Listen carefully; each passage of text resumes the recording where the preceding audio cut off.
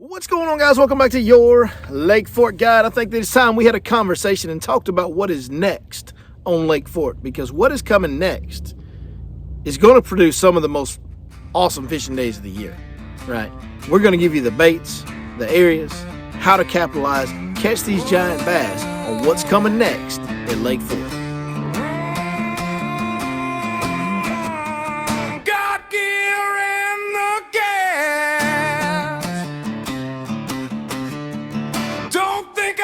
Drove this fast.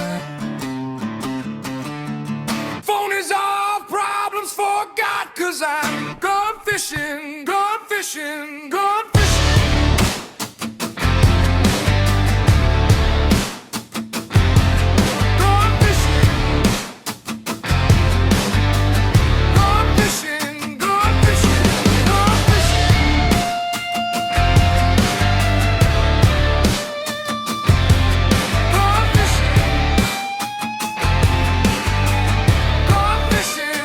So what is coming next is going to be so special? Well, it's what we know around here as a warming trend.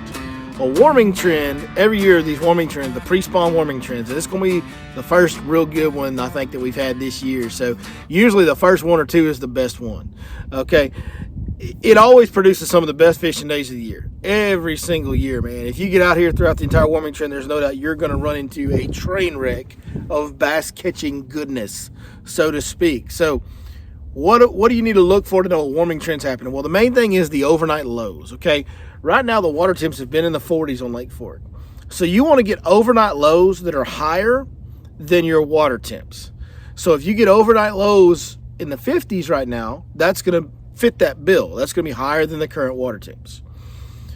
Overnight lows in the 50s when you have water in the 40s, that's going to create a crazy warming trend where the water is going to warm up extremely fast, because basically most days throughout the year, the sun comes out like it is now, it's beautiful, or the sun doesn't come out but it's warm, the water temp warms a little bit.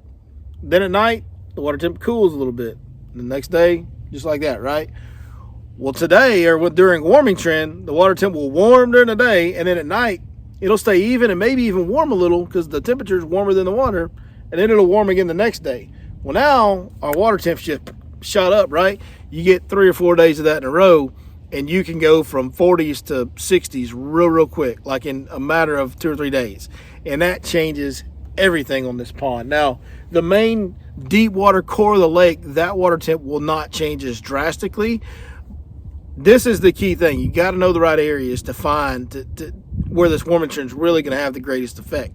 And simply put, that's going to be the flattest, shallowest areas in the backs of them.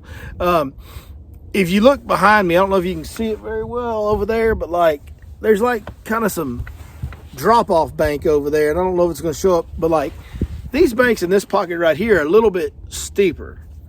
That's not what you want. You don't want, this is a small pocket with steep banks. That's the opposite of what you want, because it's a very little surface acreage with a good amount of mass of water because of the depth. So basically what you're looking for is a whole lot of surface for that sun to shine on, and that temperature to hit with a little bit of volume, as little a volume of water underneath it as you can find, right? So the broad, flat, shallow expanses of water are what you're looking for.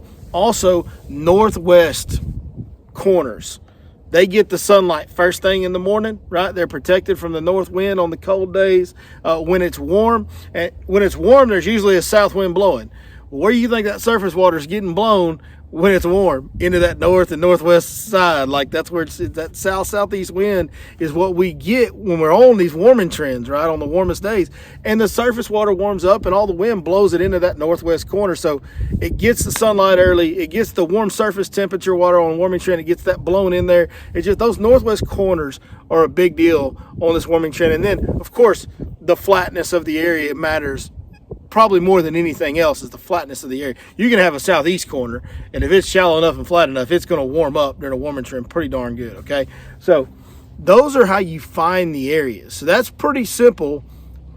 It takes a little homework, but it's pretty simple to find those areas. Now, baits, also very simple. I'll be honest with you guys, this ain't going to be a real long, in-depth video. There ain't a lot to this, okay? Because this is some of the easiest fishing you'll ever experience when you find it right. All right. Chatterbait, I love a chatterbait. Y'all know I love a chatterbait if you watch this channel. It's probably my favorite bait. This is fantastic on warming trends. Now, this year, most of our water is clear, and we do not have any, well, clean for Lake Fork. By Lake Fork standards, the water is very clean right now. We have not had much rain this year. We are a little bit low. We're 3 foot low.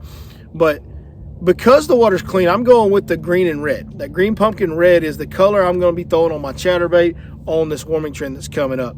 A lot of times we throw black and blue, or we throw white. But usually the water is a lot dirtier. This time of the year, we usually get, especially right in front of a warming trend, you'll get a lot of rain. Or right after a warming trend, you get a lot of rain. We usually are a lot dirtier. It's clean water. I like the green pumpkin, but man, you know, pre-spawn, that red, y'all know the deal there in the south, right? Like, that's the deal. So I'm throwing a 3/8 ounce chatterbait. You can't throw a quarter. If you buy the quarter jackhammer, it won't vibrate at a slow speed. You're not going to like it. It's not going to do good for you. Just go 3/8 ounce. You can run that thing really, really shallow. It ain't no problem. Second bait's going to be a lipless crankbait. Now, we are on a warming trend, and it's not, you know, the water temps are going to get warmer.